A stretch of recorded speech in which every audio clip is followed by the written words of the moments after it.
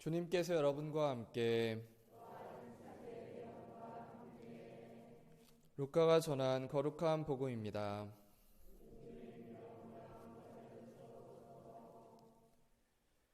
그때 주님께서 말씀하셨다.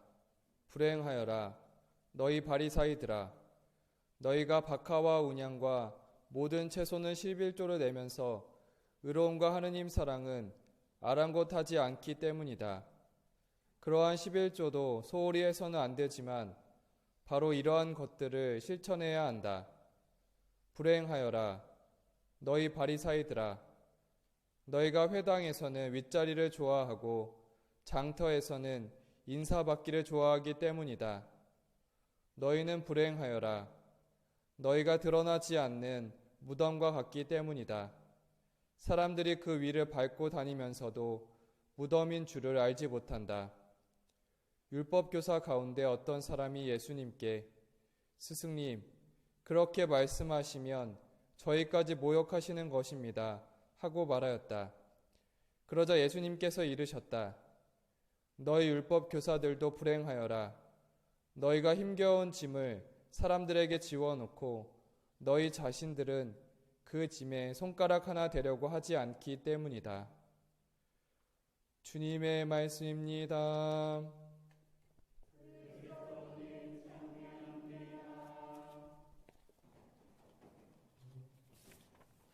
찬미 예수님, 오늘 예수님께서는 바리사이들에게 먼저 3번이나 불행하다고 하십니다. 바리사이들은 의로움과 하느님 사랑을 무시했고 사람들에게 인사받기를 좋아했습니다. 그리고 사람들이 그들이 무덤인 줄 몰랐습니다. 그러자 율법학자들은 예수님께 그렇게 말씀하시면 저희도 모욕하시는 거라고 말합니다.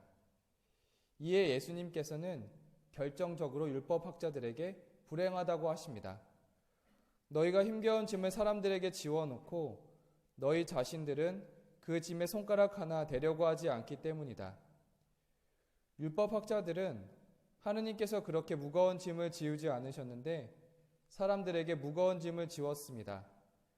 그리고 자신들도 지키지 않았고 결국 사람들이 하느님께 가는 길을 막았습니다. 율법학자들의 말은 또한 실천이 없었기 때문에 힘이 없었고 공허한 메아리였습니다. 하지만 율법학자와는 달리 예수님의 말은 힘이 있고 권위 있는 말이었습니다. 예수님께서는 우리에게 이렇게 말씀하셨습니다. 고생하고 무거운 짐을 진 너희는 모두 나에게 오너라. 내가 너희에게 안식을 주겠다. 예수님께서는 우리를 섬기러 오셨고 실제로 직접 십자가를 지는 모습으로 우리의 고통을 직접 함께 해주십니다.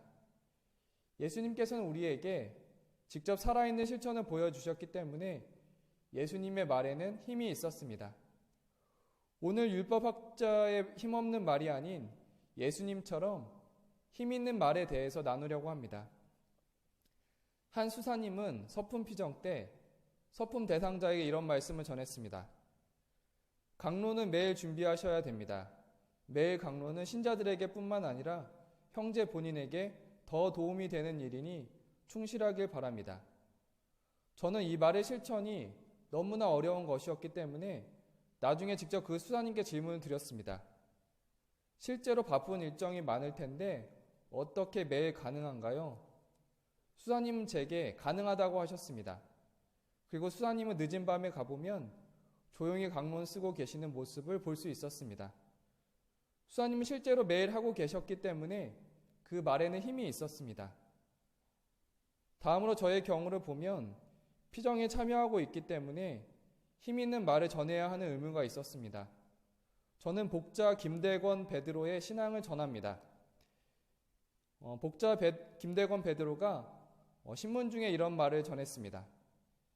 매를 맞아 죽는 한이 있더라도 우리 천주를 배반할 수는 없습니다.